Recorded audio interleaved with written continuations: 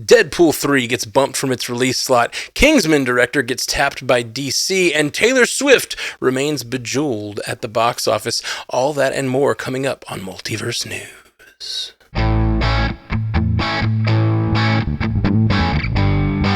Welcome to Multiverse News, your one-stop shop for information about all your favorite fictional universes. My name is Matthew Carroll, and on the panel with me today, we have Haley Hobbs from Source Pages. What's going on, Haley Hobbs? Oh, not much. It's just Tuesday, so I'm hanging out with my fine friends on Multiverse News.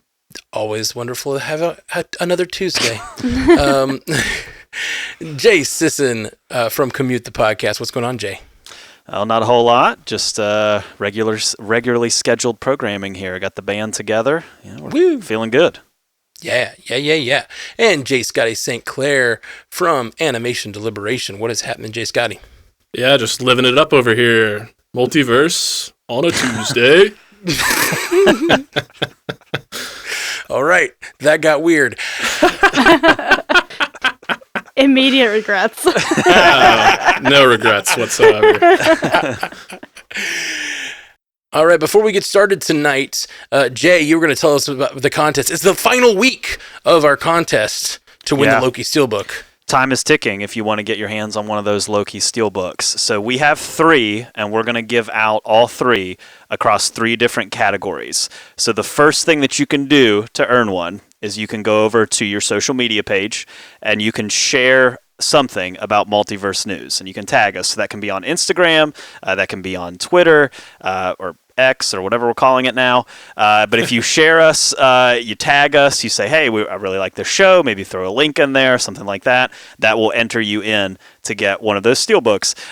Now, make sure with all of these, you screenshot your review, you send it in to multiversenewscast@gmail.com so we can log your entry. But remember, you can do that on Instagram. That's one entry. You can do it again on Twitter. That's another entry. So the more you do it, the more entries you'll have. So that's the first way, is the social media Steelbook. Then we've got another one that we're handing out for people who drop reviews. So if you go over to Apple iTunes reviews and you write a 5-star review about the show, tell everybody why you like it. Same thing, take a screenshot, send it in, multiversenewscast@gmail.com.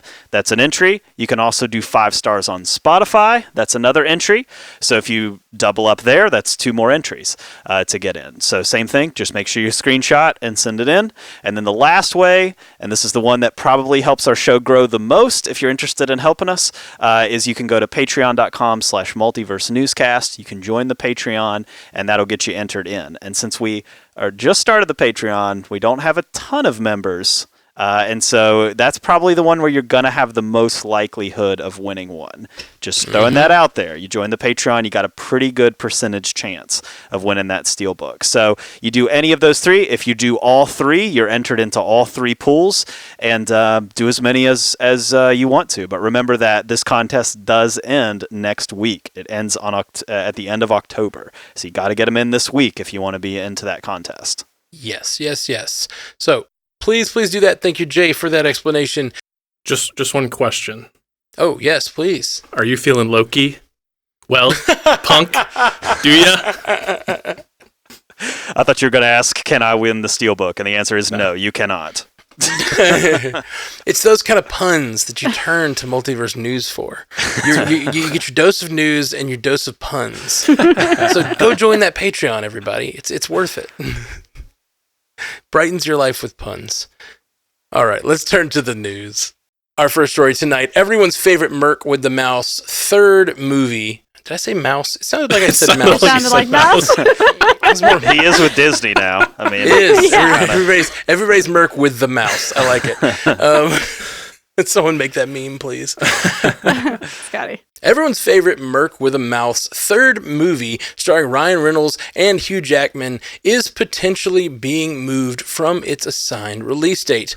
While Disney normally likes to try to stick to its release schedule, Deadpool 3 is only half finished, and there isn't confidence, even if the actor strike ends soon, that production could be brought back together in time to make the deadline.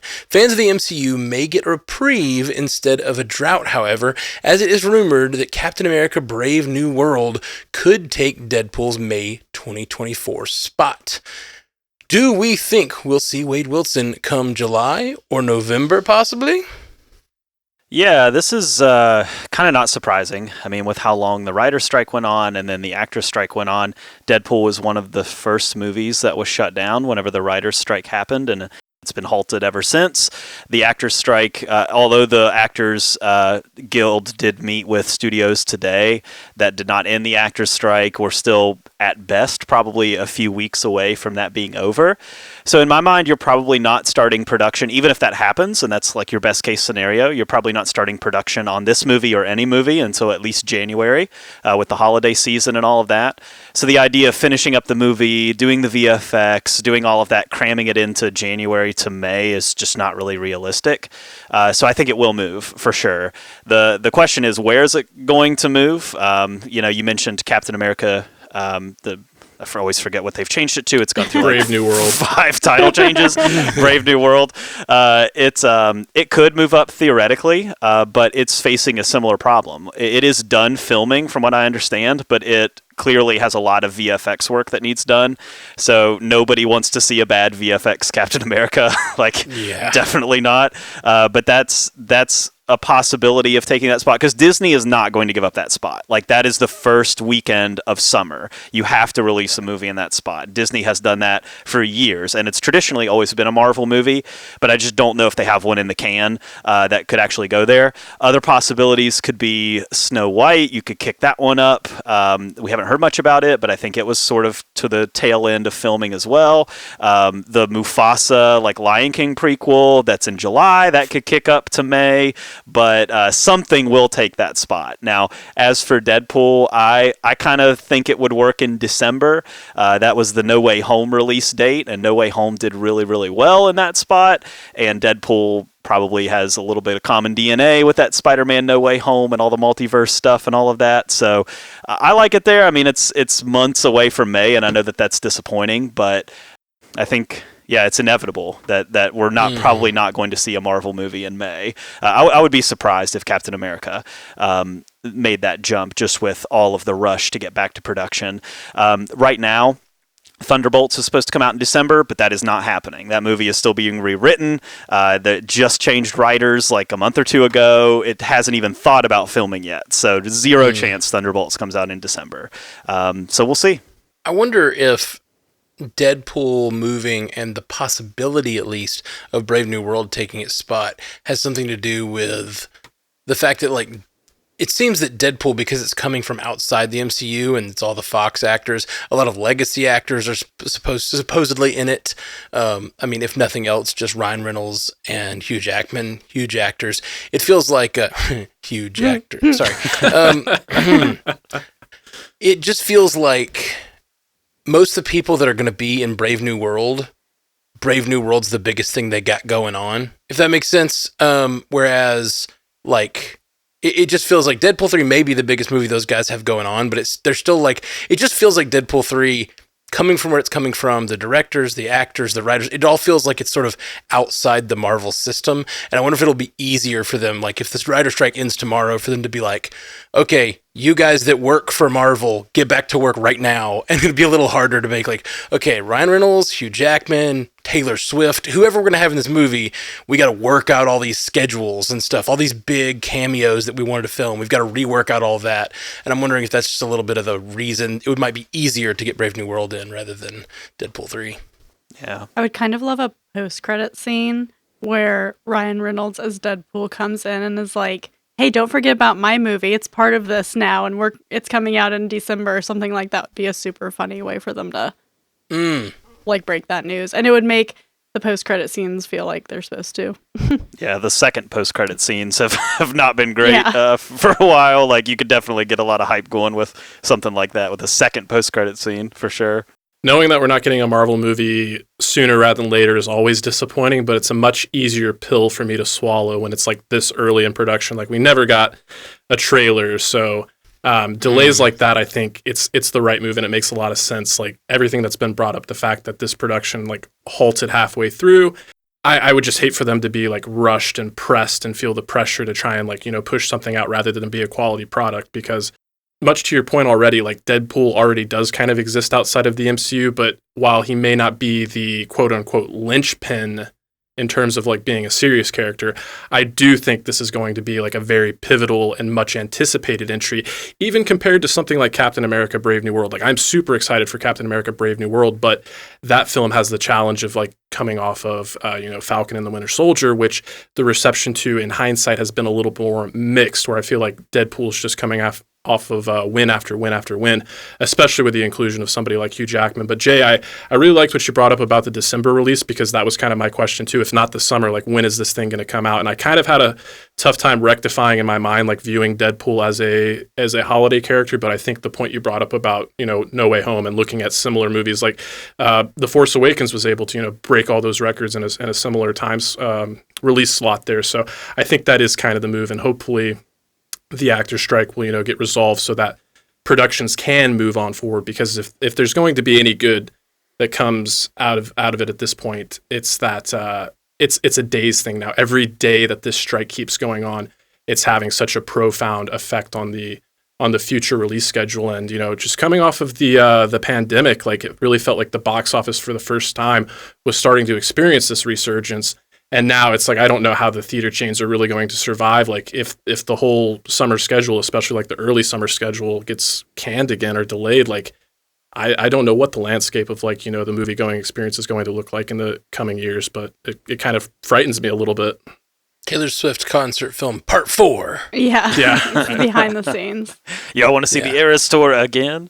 The other thing we haven't heard a lot about since the vote happened is the VFX unions, or the VFX houses deciding to unionize, or however that's working. Yeah. And we haven't heard boo about that, really.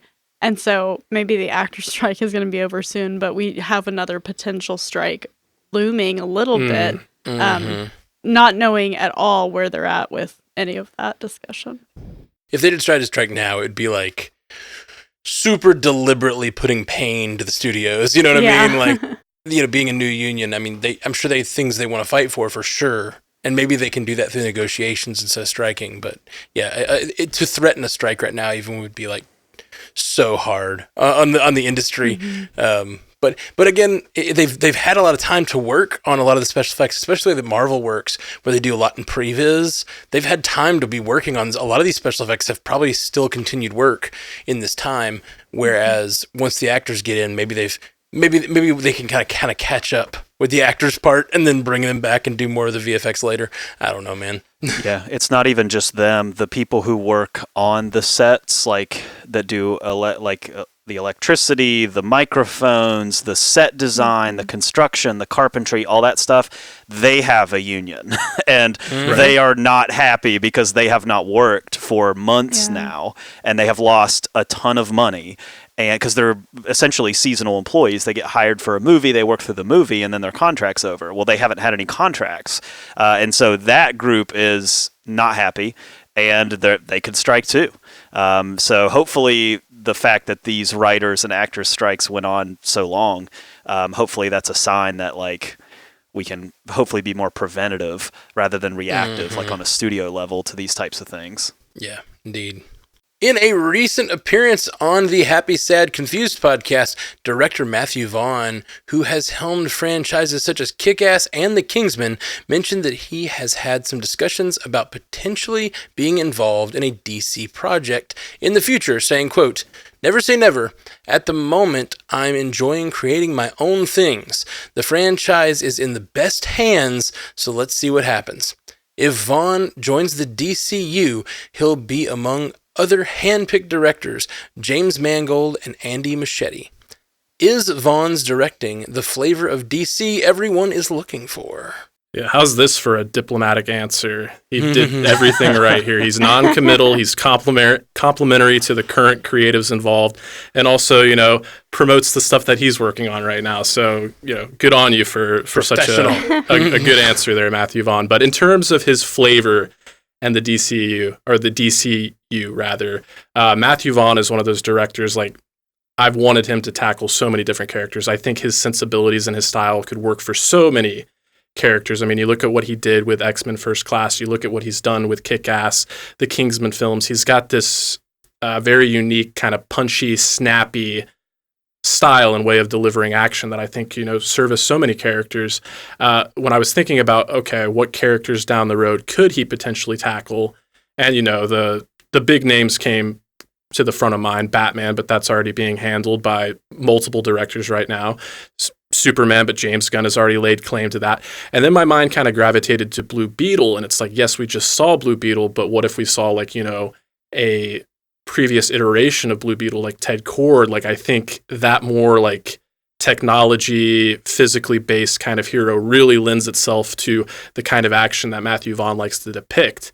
And then I took it a step further. I was like, okay, if we're already playing in the world of Blue Beetle, who's Blue Beetle's best friend? Booster Gold. We know they want to do a Booster Gold movie, and Booster Gold is one of those characters that is also incredibly funny and meta. So I do think Matthew Vaughn's penchant for action combined with comedy lends itself really well to a character like Blue Beetle. But again, he hasn't committed to anything. I'm excited to see Argyle and see how that pans out, and see the future of both of the franchises he's already mentioned, Kick-Ass and the Kingsmen. But if he wants to play in the DC universe, I think he would be a welcome addition. If he wants to go back to the MCU, he's a welcome addition there. Whatever Matthew Vaughn wants to do, I'm in full support of.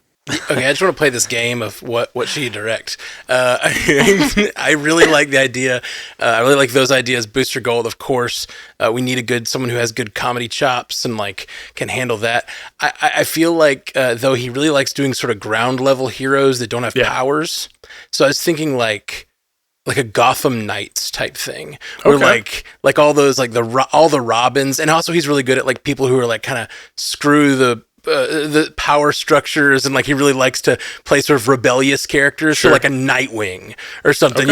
He you see all the rogues gallery, sort of the bigger battles happening in the background, and Nightwing's trying to make himself known in Bloodhaven or whatever. I don't know, whatever. I could totally see something like that. The lower level Gotham heroes, Batgirl, that's what I was thinking. Robin. Oh yeah, and I thought Red Hood. Oh, I like that too. That's good. Now, this wasn't the only thing he said on this podcast that made headlines. They asked him about Star Wars, would you ever direct Star Wars? And he went on this big rant about how he feels well, Star Wars, where they got this wrong is that they keep trying to branch off of the universe that they've already made. And he said that he has an idea to reboot Star Wars. So he's Luke, new Leia, new Han, just tackle it head on and just do the original trilogy again as a reboot. And then he came out later and was like, oh, that's not what I meant. I know it said it, but I didn't mean it. Okay. Because everybody was like, don't you get your hands off of our Star Wars. Yeah, my statement about fully supporting whatever Matthew Vaughn does has been recanted, but he did that for me. And then he recanted his own statement. Yeah, you don't want to do that. No, definitely not. No, yeah, that would just so, especially as much work as they've done to establish that they're not doing that. You know what I mean? The Clone Wars and the cartoons that are built up around the fact that that's all still happening. All those original trilogy are still in place, and now Ahsoka and all this stuff they're building so close to it, and in that time period, it's no, they're not gonna do that. It's just not no one thinks that's happening. Let's get Timothy Chalamet in here as Luke or whatever and reboot this thing. Oh my God, Jay! You say all these incendiary things, and we wonder. I actually want to see that now, so you can get the scene. Aren't you a little short for a stormtrooper? Yeah, yes, I am. I am, in fact. It's pretty good. No, it's really good. They open a door and he's like, "What? I'm making chocolate, of course." We'll get Jenna Ortega in here as Princess Leia. Let's do that. Yep. Oh God, I hate it. I'll get together a full reboot cast and reveal it some other time. Whatever. Believe me, it's already our poll this week. It's already our poll. What's your favorite casting for Star Wars? Go to Spotify. I'm really trying to nail Han Solo. I'm trying to I've got a few ideas, but I really need to get the best one. So I'm not ready to reveal it yet. Jason Mantzoukas. Ooh. I don't know why. I'm gonna leave. I was gonna say, I feel bad that Timothy Chalamet, we dog on him all the time, and it's just because of that stupid Wonka trailer. Because I'm Timothy Chalamet's a really good actor. He's in Dune, for God's sake. But what is he doing with that damn Wonka trailer? Oh, who knows? Maybe it'll be amazing. The man's got to eat. Yeah. I've been fooled before. Trailers can be terrible, and the shows are pretty good, or the movies are pretty good. We'll see. All right, up next, Love Her or Hate Her, and all of us here love her. Just so you know, Swifties, the power is undeniable. Taylor Swift's Eras Tour concert film took the #1 spot at the box office again this weekend, adding $32 million to its total domestically. Killers of the Flower Moon opened at second place with $23 million domestically and $44 million worldwide. As has been the trend this year, the two films could not be further apart from each other thematically. What are these numbers telling us about theatergoers? Well, they don't necessarily tell us anything about the same theater goers, but it will be interesting to watch these numbers. So Taylor's concert movie is only in theaters on the weekends. Right. She's making all this money in 3 days a week, which is Oh, wow. insane. So like Monday through forgot about Thursday, that. it doesn't play in theaters. Wow. So that's just insane on its own level. But it'll be kind of interesting to see how this 3.5 hour long epic that Martin Scorsese put out about Killers of the Flower Moon does. Like, will it catch up even in the week? Like, will it make in a week what Taylor Swift makes in 3 days? I don't know. It's going to be super interesting. But yeah, there's the article that we pulled this from said that adults are going back to the theater. And I thought that was a really interesting way to spin the fact that there's a very serious, like, not biographical pick, but movie based on real events in the world. And then there's Taylor Swift's concert film. That is so insulting to Oppenheimer. Oppenheimer just made like $500 million. It was an interesting headline choice. You know, like, it's a terrible.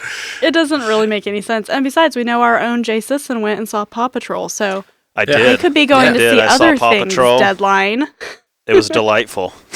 And I only sat there for an hour and a half. You know, I didn't have to sit there for 3.5 hours. No, I will go see Killers of the Flower Moon. I just, need an entire afternoon, so just haven't made that happen yet. And then you need an hour just to sit there when you're done and be sad. Oh, man. Spoilers. Well, I know a couple of us on the Yeah. panel have seen Killers of the Flower Moon, have That's right. witnessed this 3.5 hour epic. So if you'd like to hear our thoughts on that, on the feed here, Multiverse Reviews, the second edition, Killers of the Flower Moon is available now. And in terms of this box office performance, I'm not going to take anything away from Taylor Swift. It's a phenomenon as she deserves here. But Killers of the Flower Moon is the more interesting story to me, just because when I read this article from Hollywood Reporter breaking down the box office, I was really surprised as I was going down. They kept saying like Killers of the Flower Moon was a successful weekend, and I was like, $22 million on a $200 million budget, and it's a 3.5 hour movie. It's rated R. It's a period piece. Like, none of that sounds like it's a good start. But the article was pretty interesting because I guess Apple, with this being one of their really first like forays in the wide release theatrical experience, they've done a lot of their previous films, including Oscar winners like Coda, in limited release, but this is a kind of a first for them. And they view this as like just a marketing expense. So like this movie could not make any money whatsoever, and it just does not impact them at all because entertainment is such a small slice of their empire that includes, iPads and computers and all of that stuff. So I just thought that was pretty interesting. And, having experienced Killers of the Flower Moon myself and having anticipated as much as I did and having thoroughly enjoyed it, but maybe being slightly underwhelmed, that's a little minor spoiler for the review that we did. It has been interesting to see the conversations around it and how it's actually been a little more divisive than anticipated. Cinema Score gave it an A-, which is pretty solid, especially for a 3.5 hour movie. Like, that's just going to ding it.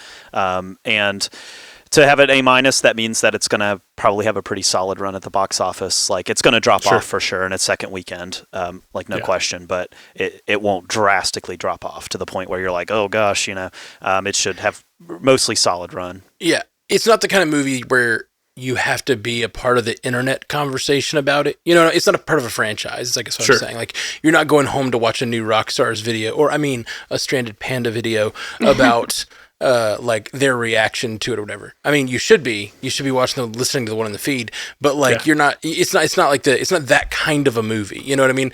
Here's 10 Easter eggs you missed in Killers of the Flower Moon. Yeah.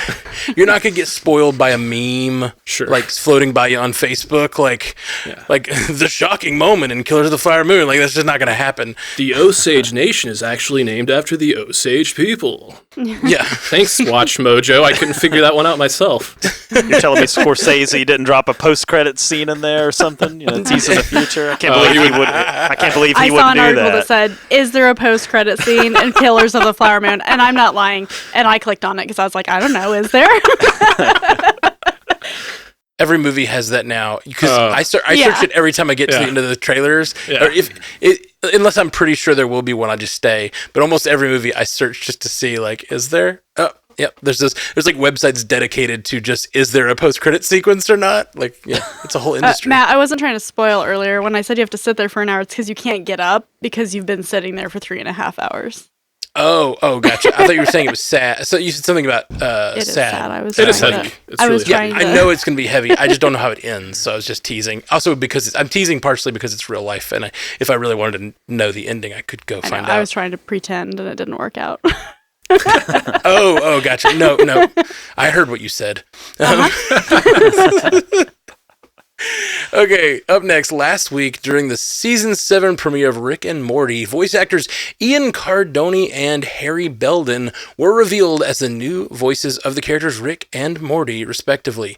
The search for voice actors to replace Justin Roiland spanned 6 months and included thousands of candidates. Currently, both actors cannot do interviews due to the ongoing actor strike. The reputation of Roiland certainly seems to precede him now. What are hardcore fans saying about the new actors?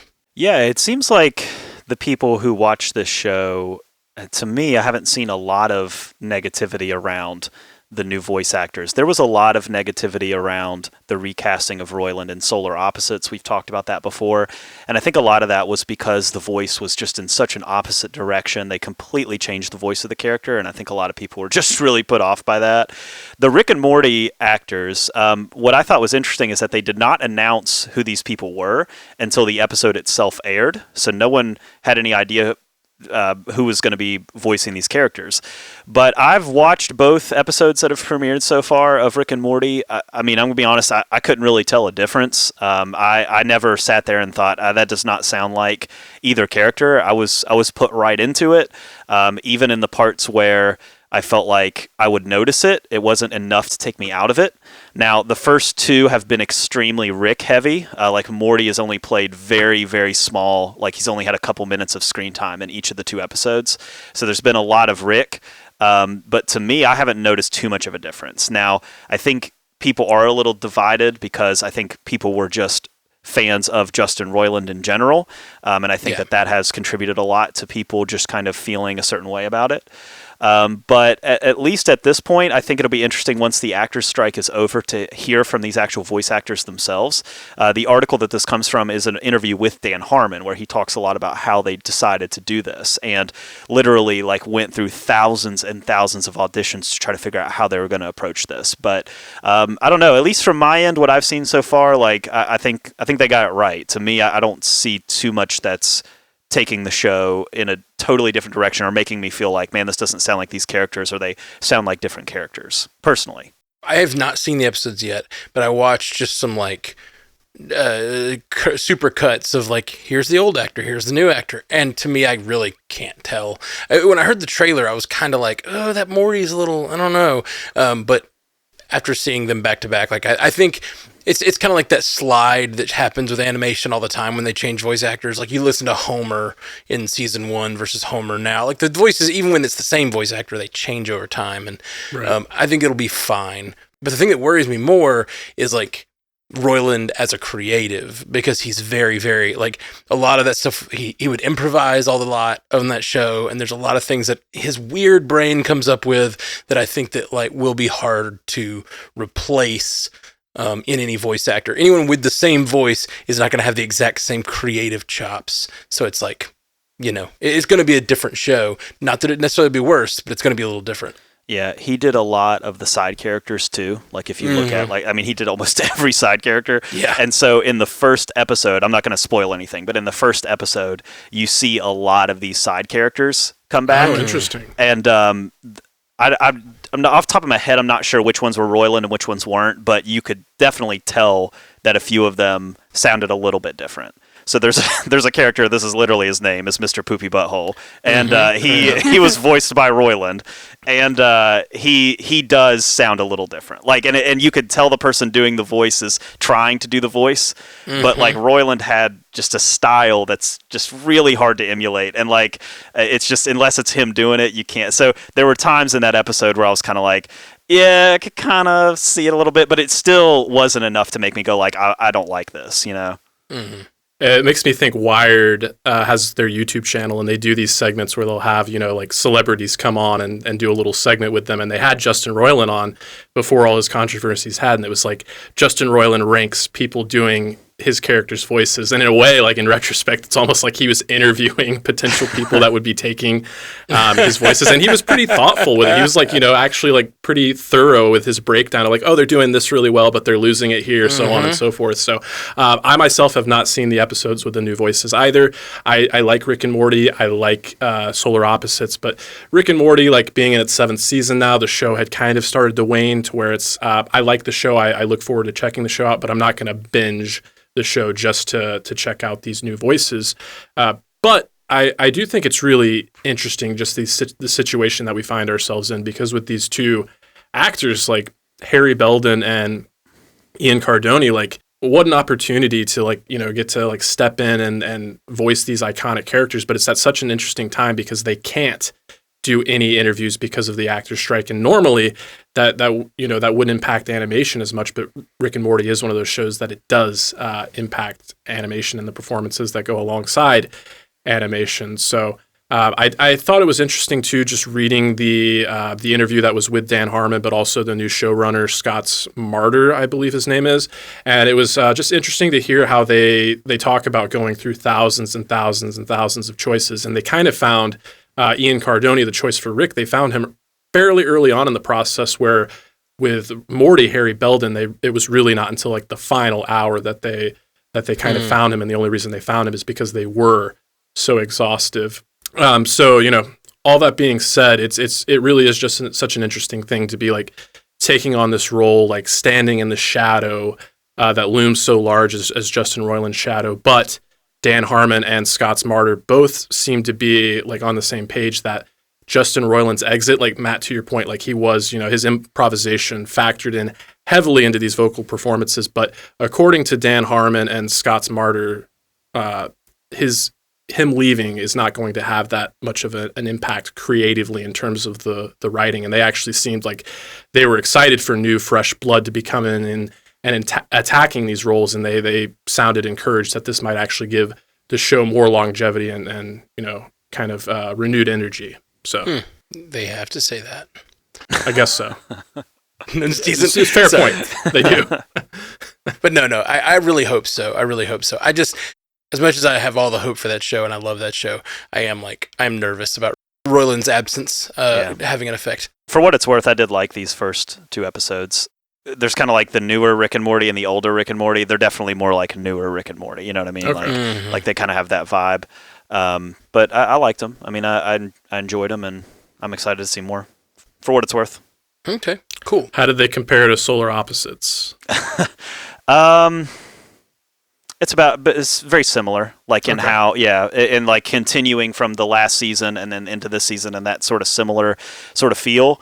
Like there's that kind of common DNA there of like continuing the general feel of one season into another.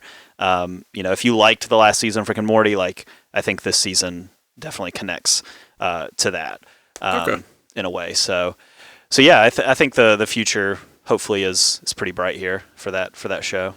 Sweet. I hope so. Okay. We're going to take a quick break. We'll be right back after this ad with our Spotify poll for the week and our lightning round right after this. Welcome back to Multiverse News, and we're turning to our Spotify poll. See what you guys had to say last week. Our Spotify poll was, which of last week's trailers is most exciting to you? And the options were Walking Dead spinoff, The Monarch, Legacy of Monsters, Scott Pilgrim, Dragon Ball Daima, and The Curse. And we have a pretty good lead here for Monarch, Legacy of Monsters, with Scott Pilgrim right behind it. What do you guys think?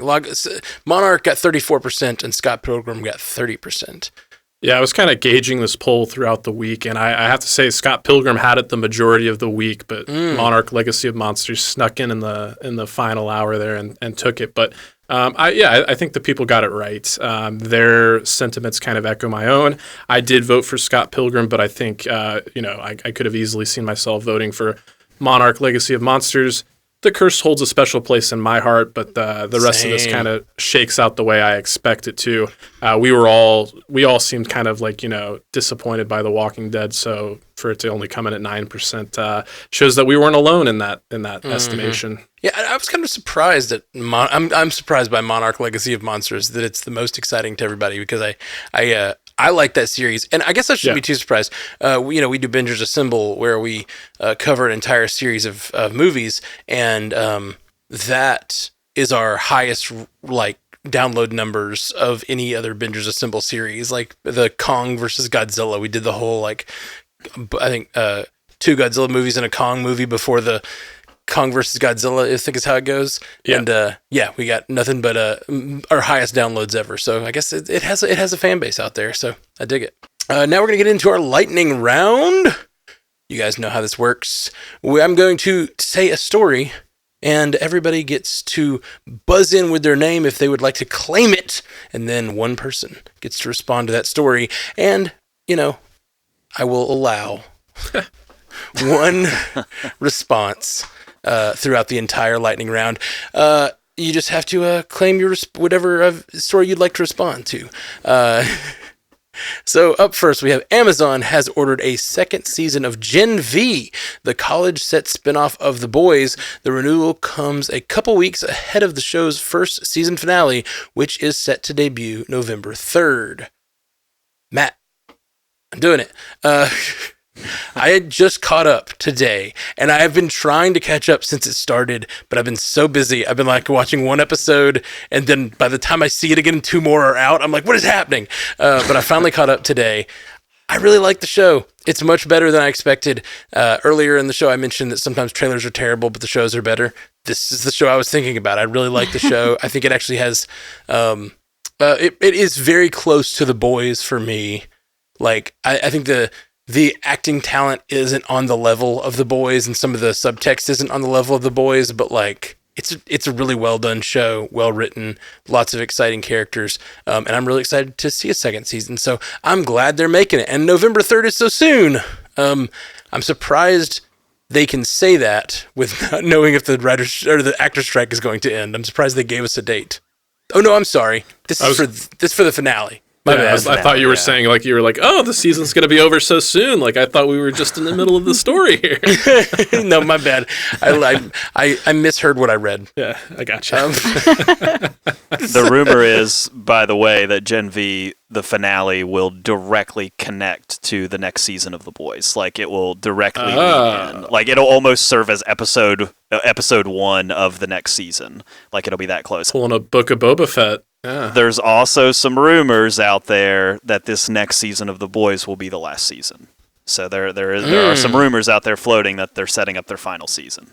I mean, none of that's been confirmed, but that is out there. Mm-hmm. It would make a lot of sense based on what's happening on Gen V that they would be able to tie in pretty well. Some of the stuff happening on the show, it seems like it could easily transition onto the Boys. So it's a lot of fun. It's a good show. I recommend it. I want to talk about it on Pandavision or something, but we haven't gotten it together because I just caught up. Up next, SAG-AFTRA and AMPTP came back to the negotiating table today, a good sign for progress on resolving the actor strike after the sides broke off talks after last meeting. Over the weekend, the strike officially hit the 100-day mark. Jay. The stars are out to try to end the actor strike. Clooney is sort of the face of this, but all of these like A-list actors have come out and did this big Zoom call with the studios to try to come to get the sides back together. And Clooney came up with this plan to like basically pay off the difference between the two in the negotiations, which is not legal and doesn't really work and has no real water to it. But still, there's been a lot of like conversation at least, and I think a lot of these actors, and I think there was like Scarlett Johansson and like all these like big name Hollywood talent were coming out and being like, what do we got to do? Like, let's get back to the table. So they did meet today, Tuesday. So when you're listening to this, they met yesterday, and I think that is a good sign for sure. We're probably still a couple weeks away from an official end, but I think we're definitely getting closer. Sweet. Netflix has unveiled new first-look images from the live-action Avatar: The Last Airbender. The gallery of new images includes looks at the upcoming show's main characters. Scotty. Yeah, so I know the kind of reason to pay attention to this one is that a number of the characters that were revealed for the very first time were members of the Fire Nation, and in the world of Avatar: The Last Airbender, the Fire Nation are like the resident badasses, so a lot of people are pretty endeared to these characters, and like I know Prince Zuko and the journey that he goes on is like a lot of people's favorite part of the show. But in terms of the performers portraying these characters, the only name I recognize at all is Daniel Day Kim as the Fire Lord, the overarching antagonist and the leader of the Fire Nation. And, I have not seen Avatar in its entirety in a number of years, but from what I recall about the character, I think what I've been exposed to with Daniel Day Kim, he lends the gravitas and the pedigree that's required for a large looming character like that. So I think the show benefits from coming off the heels of One Piece, which is what probably the best received live action adaptation Netflix has done so far. So I know people are really excited for this one, and it looks like it's going to be a good one. Rebuttal. It feels like the idea we always hear when there's like a new video game movie that does well, where people are like, hey, we got the streak of one. There's one good video game movie. And then there's like, everyone's like, maybe it's time. Maybe it's going to be the golden age of of live action remakes of video games. And then inevitably the next one fails, and the next one and the next one. And it's kind of like, when is it going to be its time? I kind of feel that way. But again, like you said, One Piece did really well. I know that I heard a lot of people watching it. I watched parts of it. My niece was watching it, so I caught a lot of it. All right, up next, the highly anticipated Spider-Man 2 game for the PlayStation 5 has become the fastest-selling PlayStation game over a single-day period. On its first day of release last weekend, the game sold 2.5 million copies in its first 24 hours. And if I'm not mistaken, that's well over $100 million, right? It's at least 175 million if they're like charging $70 a pop. Yeah, I think they're. Are they $70 a pop? I know it was at least they are nowadays. 60 or 60. Yeah. PS5. It's only for the PS5, so it's going to be that higher MSRP. Yeah. Gotcha. Has anybody played it yet? I haven't played number 2 yet. No. Yeah, I played the original one, but I have not played 2. Gotcha. Yeah. I guess I'll say Matt then, and I will say, even though we've all talked, all three of us. Haley has sat quietly. I'm just here so I don't get fined right now, honestly.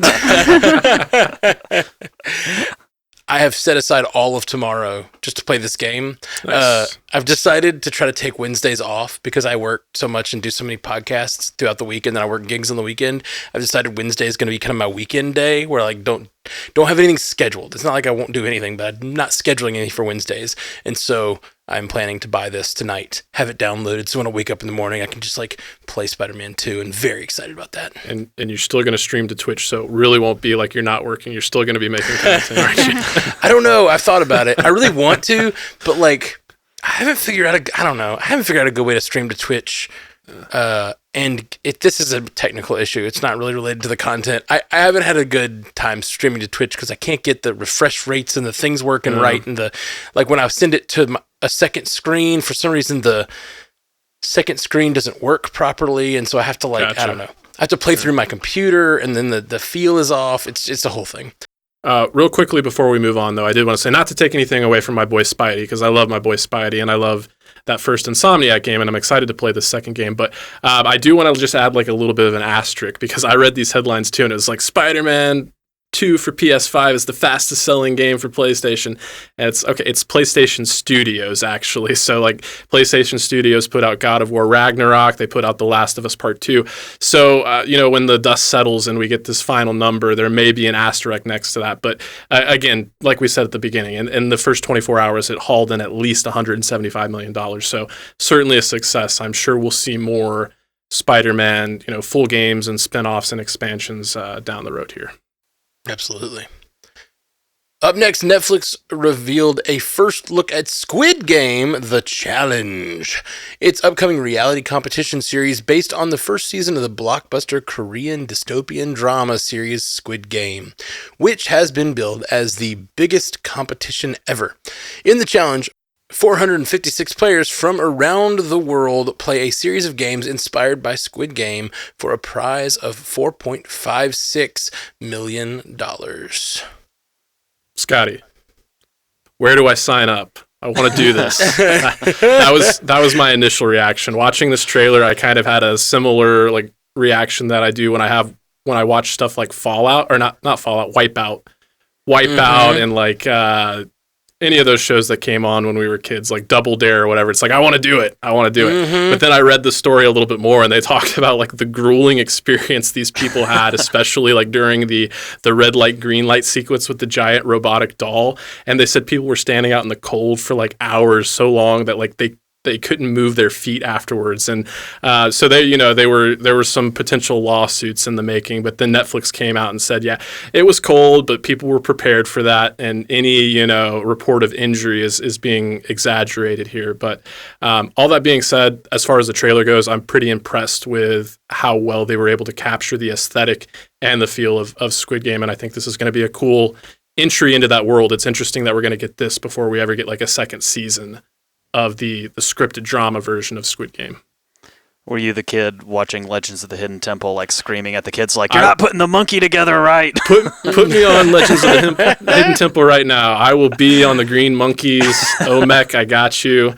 Temple guards, I'm going to punch you in the face if you scare me. I love that stuff, man. I loved that. I loved that game show specifically. Yeah. Did we get to do an escape room together when we were together, Jay Scotty? We did. I thought so. In Nashville, right? We did one. Yes, sir. Yeah. I've done a lot of them, but I love them every time. Yeah, you were definitely the most valuable member of our team. Oh, well. Yeah, I always get in those things and they're like, have anyone done any of these before? And everyone's like, oh, no. And anyone done them before? I've done them before. Well, how many have you dabbled. Done? I've done 60. I don't know, something like that. They're like, oh. And then we fail, and I feel terrible. Okay. Up next, Prime Video has announced that April 12th, 2024 will be the release date for its upcoming post-apocalyptic drama series Fallout, adapted from the popular video game franchise of the same name.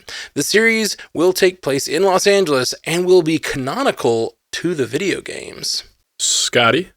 One thing that's not mentioned in this blurb is that it's starring Walton Goggins, and I am a fan of the Fallout video games. Fallout 4 is probably the one that I put the most time into. But yeah, Walton Goggins' involvement is the thing that excites me more than anything else about this series. He's a wonderful performer, giving him the chance to be a lead. I think his sensibilities are perfect for the world of Fallout, where, as we've seen in many depictions of post-apocalyptic worlds, the mutation and the mutants and the nuclear fallout are threats of their own, but often the biggest threat are the remaining survivors and humanity itself. So I think he'll play wonderfully in that world and probably play kind of an unsavory, duplicitous character that he does so well. Yeah, I'm going to get in on this one too. I've also played the Fallout games, and I think even if you've never played them, I think the world of Fallout is going to be really cool on a streaming show. It's a really rich world. It's really interesting. It's got cool stories. So I think even if you aren't into that franchise, there's really no barrier to entry. I think you can jump right in and watch that and enjoy it. But I think it's also worth noting, Prime Video's kind of quietly been stacking some big IPs here. They're doing their Lord of the Rings show, which is obviously a huge IP. They've got this Fallout is a they've been trying to crack the code of how do we get Fallout into a movie or a series for a year since it came out, and it's been a franchise that's been going on for a long time. So for Amazon to bring that to the screen, like with this, and then The Boys, and I mean, it's quietly kind of built itself into a really, really good streaming service with some really good content on there. All right, last up. Paramount and Skydance have pushed back Mission Impossible Dead Reckoning Part 2 to May 23rd, 2025, from its previous date of June 28th, 2024. The film is also going to get a new name. Haley, not only did I not have anything to say about all of that other stuff, they're doing this to me now. And I get it. You want Simon Pegg doing the interviews that are on YouTube because he's hilarious, and I want them too because I spent a lot of time watching them when we covered Dead Reckoning Part 1 for Bingers earlier this year. So this is such a bummer, but like we talked about at the top of the show with Deadpool 3, more to come. Well, tiny but I always think it's weird when a movie comes out and it's named something like Part 1 and then they change the name to... It's so like... I know that probably when they release it on DVD or whatever, it'll probably get changed to just Dead Reckoning on like streaming services and stuff, but it'll always be like... It's like the funny thing...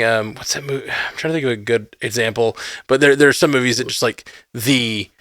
numbering system never made sense, you know, like the just numbers are kind of weird and like different places. And my mind went to Star Wars when Return of the Jedi was coming out. They originally marketed as Revenge of the Jedi, so there are posters out there that say Revenge of the Jedi that go for a pretty penny. So you had me thinking I got a little limited poster from AMC when I went to go see Dead Reckoning Part 1. So I'm wondering, is that going to be one of those things that always lives in infamy? Yeah. Would be valuable, or... And I'm not sad that they're going to change it, because I think, Scotty, I texted you like after we'd recorded for Bingers, and I was like, I didn't even know what Dead Reckoning was. Like, I had to look it up, and they didn't even explain it in the show. It's like a nautical term that if you know it, you know it, but Wikipedia had to tell me what it was. Right. Yeah, that is weird that they didn't talk about it in the movie. And yeah, just I think I complained about it while we were doing Bingers. It's just like, the movie was called Mission Impossible Dead Reckoning Part 1. It's just too long. It just... so long.